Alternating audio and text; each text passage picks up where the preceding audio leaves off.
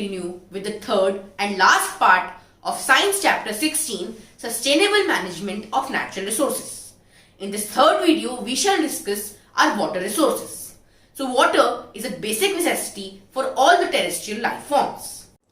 But the problem is that many regions in India suffer from water scarcity. This has many reasons. First, rains in India are largely due to the monsoon winds. This means that most of the rain falls in a few months of the year. Second, consumption of fresh water is much more than its availability.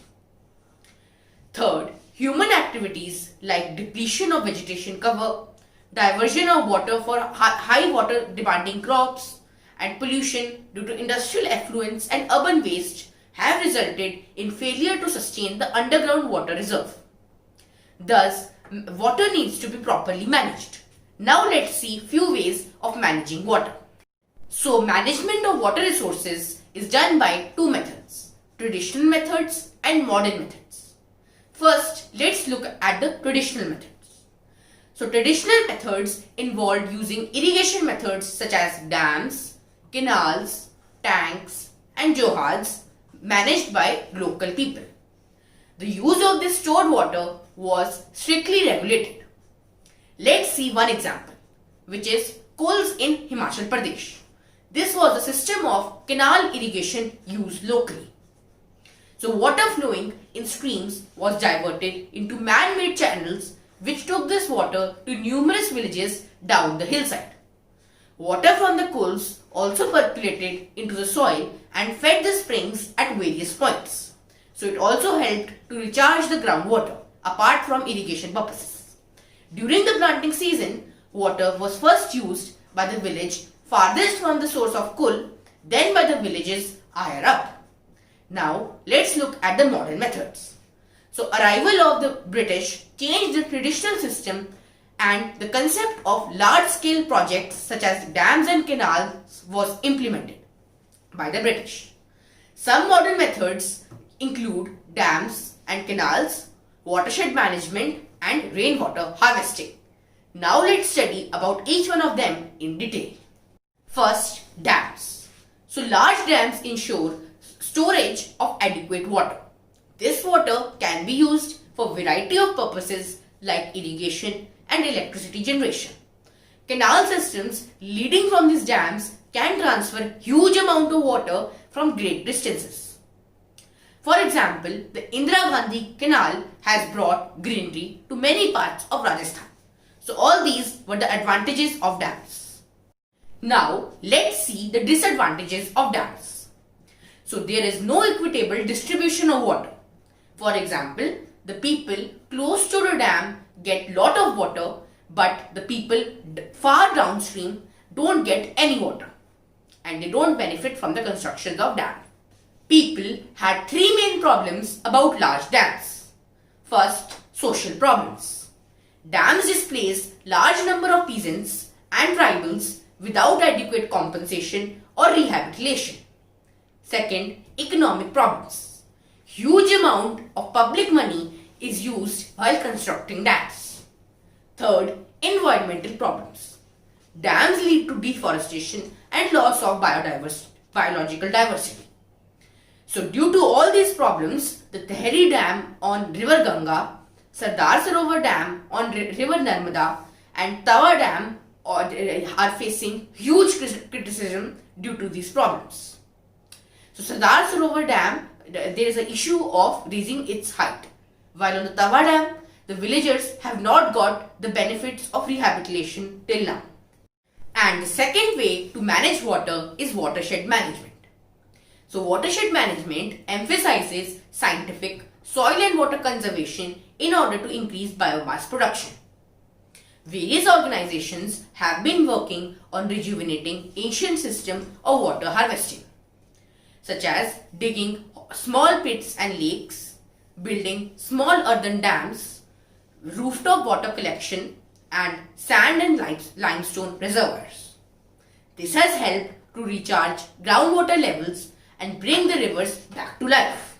This has also helped to mitigate floods and droughts and increase the life of downstream dam and reservoirs.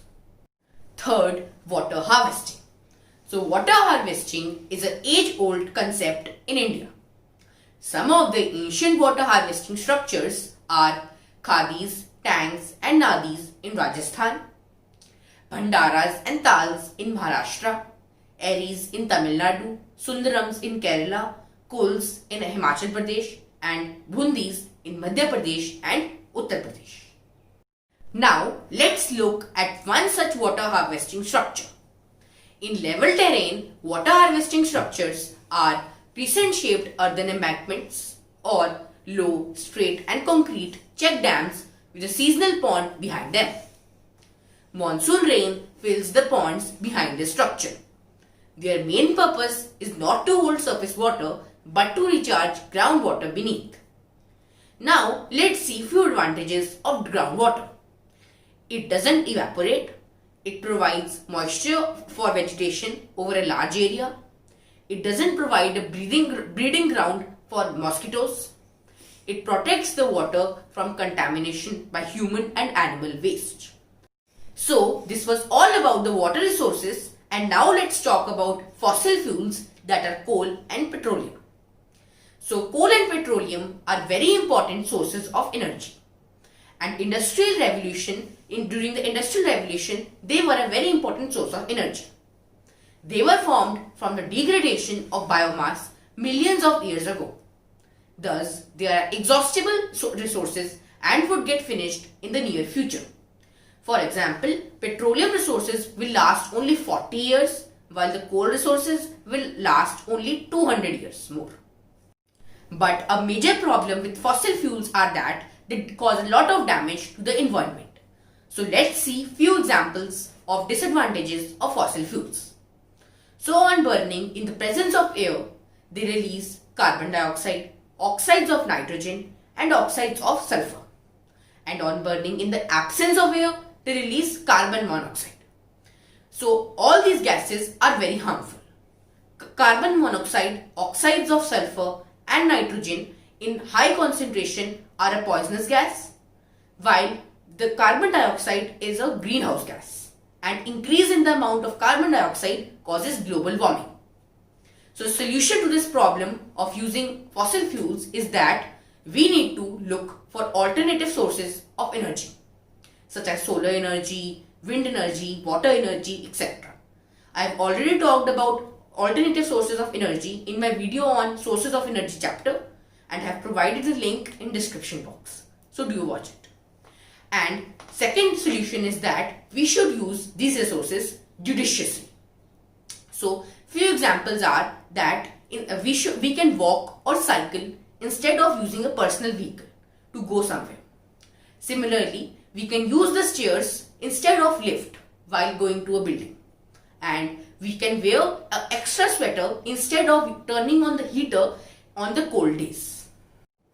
So now let's reach to a conclusion of this chapter. Sustainable management of resources is a very difficult task. Selfish goals of people have led to destruction of environment. We need to tailor our requirements individually as well as collectively so that the benefit of these natural resources can reach everyone now and also for the future generations. Thanks for watching. We have come to the end of this chapter.